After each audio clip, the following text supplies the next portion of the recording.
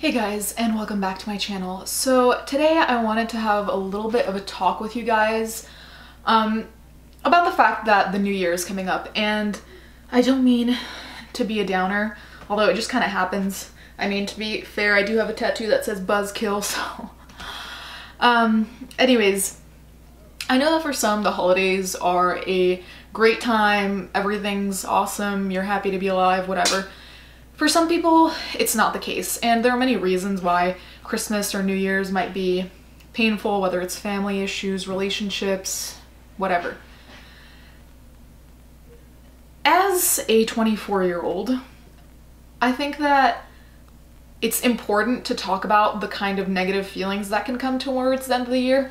I personally don't give a fuck about Christmas. Like, I haven't since I stopped being a child. It just doesn't mean anything to me, and I feel like every year it means less to me.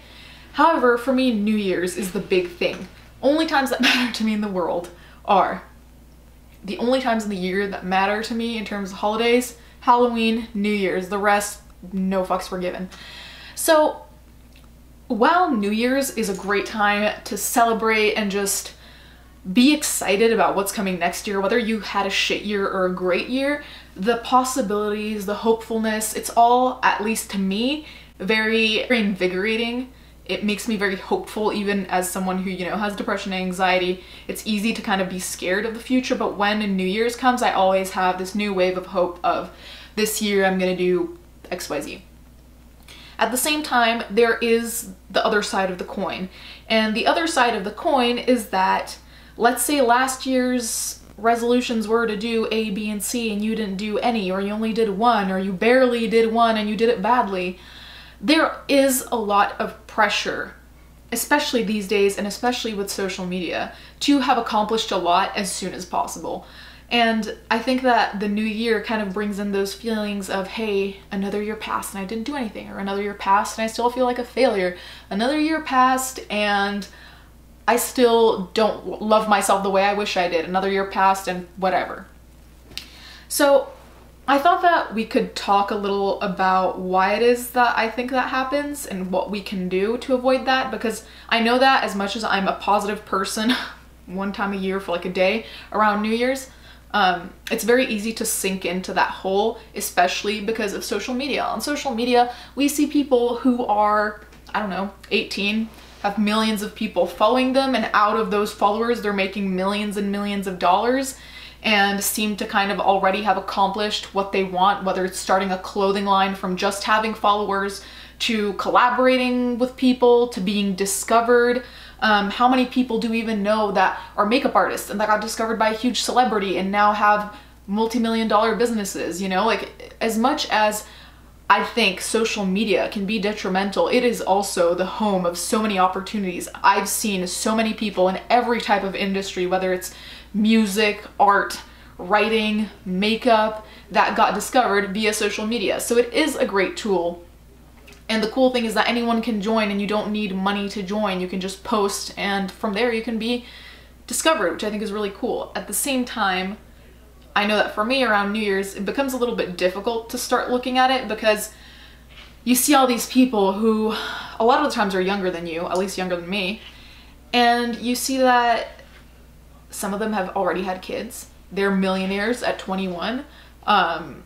They've somehow got a jump start over maybe you, obviously me, that's for sure. And it's kind of hard to make peace with that, because as much as, we all say don't compare yourself, blah, blah, blah, when you are in that mindset of feeling like shit, it's really hard to stop yourself from comparing yourself, right? So I definitely think that that's one of the big parts of what is driving this kind of shit feeling at the end of the year of I accomplished nothing. Aside from that, I think that there is a lot of pressure being put on people generally, especially young people, I'm gonna say, because I've actually experienced that, so I don't know what other people of other ages are dealing with, but I know that for me as a young person,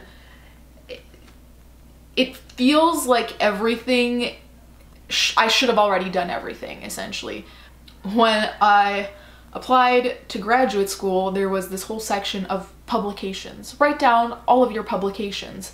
And I remember being like, wait, they expect me to have published like all this shit by 22 and go into graduate school having already written books potentially, not just journal articles, aside from the fact that writing for any actual accredited newspaper while you're still in college happens, I want to say less than 1% of the time. It's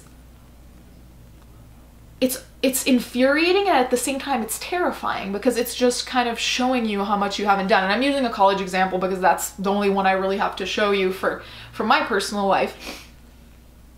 And it's crazy because you feel like you've maybe accomplished things, and then you come to a point where you feel like you've accomplished nothing, and it takes 1 second for you to feel like that piece of shit. I think that generally our society puts so much pressure on timing, where we forget that there are people like Vera Wang, who designs beautiful wedding dresses and is a huge influence on the fashion industry, only started at 40. There's this whole list on Tumblr of people who only started what they're doing and what they're successful at later. And while the goal isn't necessarily to start as late as possible, of course not, I do think that we should realize that my chapter 5 might be behind someone else's chapter 1, or I might be ahead of someone's chapter 26. But the reality is, it's very difficult to remember that when it seems like everything around you is kind of focusing on what you haven't done versus what you have done. And maybe that's just like my depressed brain saying that. I don't know, you guys can let me know if you have some kind of similar feeling. But I think the main thing we need to do at this point of the year is look at it in terms of what we have done versus what we haven't. And I know that even within my closest friends, you know, sometimes we have these moments of like, I'm almost 25 and I haven't done this yet. This person that I saw on social media is 22 and they've already done it multiple times, and you're just like, well, shit.